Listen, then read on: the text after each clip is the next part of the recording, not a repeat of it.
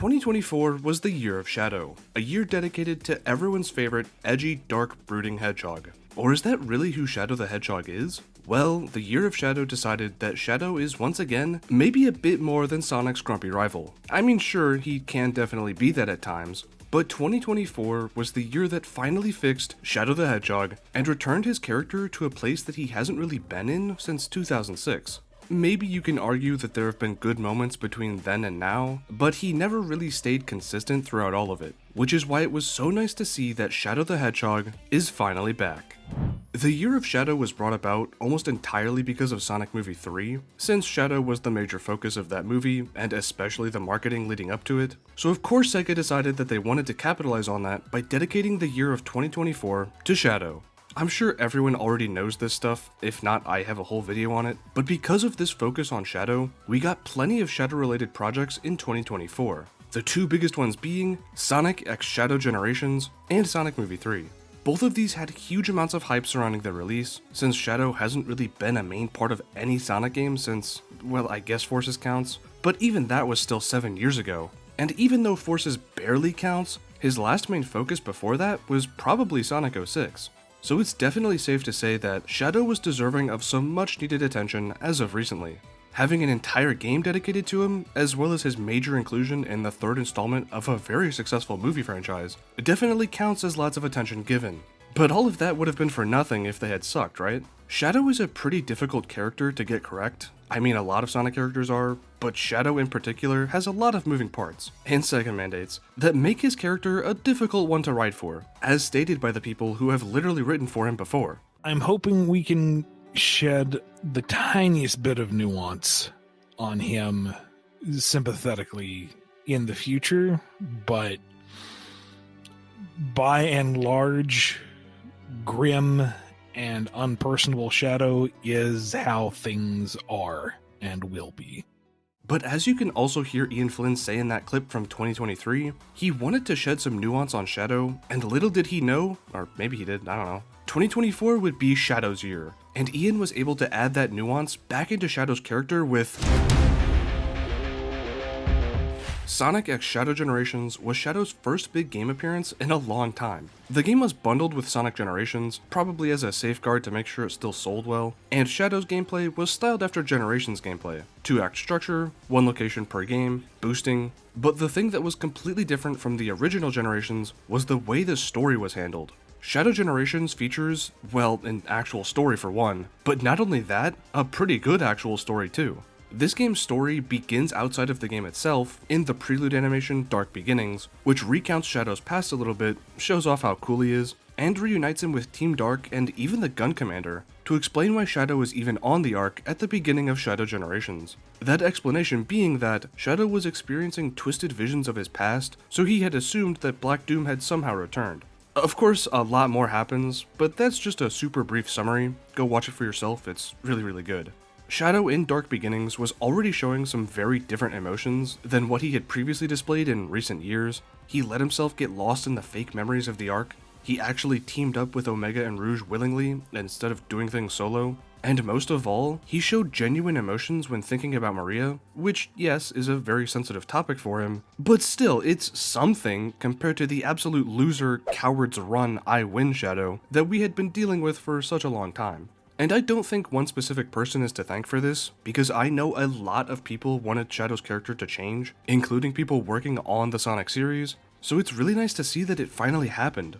Sonic Prime in 2023 had a better take on Shadow, not exactly a perfect one, but better, and yet I considered that to be the best Shadow had been in years. But little did I know that not only a year later, the main Shadow would actually come back in to take his place back as the rightful best Shadow. And since Dark Beginnings was just the prelude to Shadow Generations, you already know that the game itself also had a really well done Shadow. Shadow actually talks to the people he interacts with in-game. He still may not want to willingly attend Sonic's birthday party, but he meets up with Omega, Big, Rouge, and of course Maria and Gerald Robotnik, and doesn't immediately blow them off to try and solve the Black Doom problem on his own. He listens to what Omega has to say about the Black Arms and the enemies. He listens and even takes Rouge's advice when dealing with Maria and Gerald. And he doesn't let himself get overtaken with anger when fighting Black Doom, because he doesn't want to show that anger to Maria, nor does he want that to become a part of who he is. You know it's not only a big deal when Shadow as a character smiles, but when Sega actually lets it happen, that's when you know things have definitely changed. Shadow in Shadow Generations doesn't necessarily revert to his old self, but I think that's perfectly okay, since this isn't the old Shadow. It's still Shadow from the time of Sonic Generations, so he has gone through some change throughout the years. But seeing the parts of his character return that made him who he was originally, even and especially after SA2, was one of the many amazing things that the Year of Shadow did for Shadow the Hedgehog. But another reason why I think Shadow's character was truly fixed isn't just because his game appearances finally got him right. It's mainly because of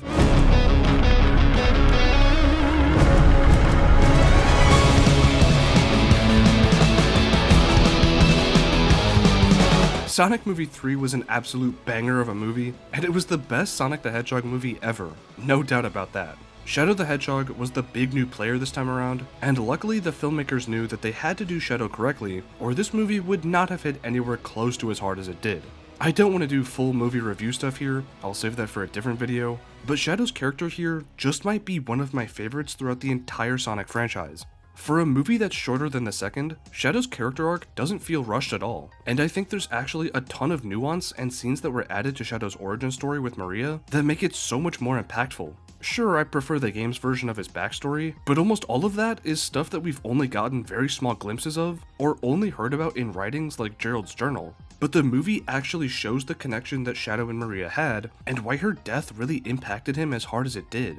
There's very clear reasonings as to why Shadow acts the way he does. The movie adapts Shadow's backstory from SA2, but it does it in a way that not only flows together better, especially for a movie, but it ties together any loose ends and creates scenarios for Shadow to really express his emotions in a way that feels natural and true to his character. He hates Gun because of what they did to Maria and what they did to him. He teams up with Gerald to get revenge on the world, but Sonic teaches him that he always has a choice, and that he doesn't have to get revenge on the world, but can instead be the one to help save it, and protect the planet that Maria claimed was her and Shadow's home. Man, that scene on the moon where Sonic and Shadow are just sitting there, talking things out, is so perfect.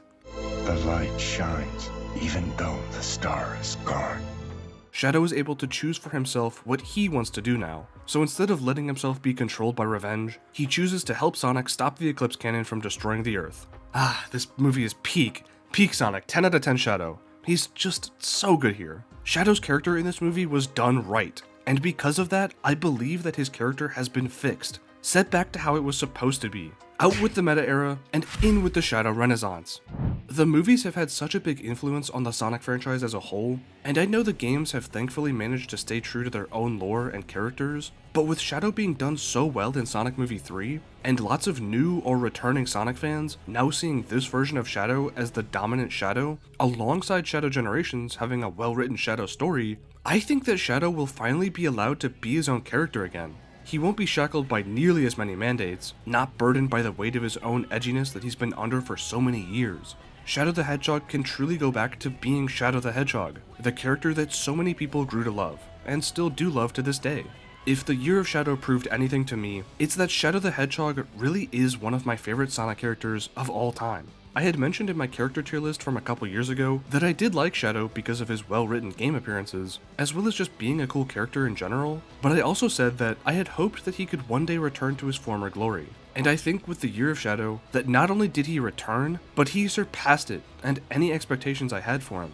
Shadow the Hedgehog is one of the coolest characters in all of fiction, right up there with the Blue Blur himself for me.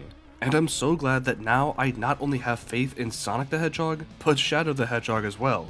Thank you, Year of Shadow, for truly being fearless enough to bring Shadow back into the spotlight. Well, thanks for watching this video. Hit the like button if you enjoyed, and subscribe if you're in the mood for more Sonic or Shadow content. It's been a bit since my last video, but I want to get back on track making videos in 2025, and I'm really excited to get to doing so. But with that being said, I'll see you next time.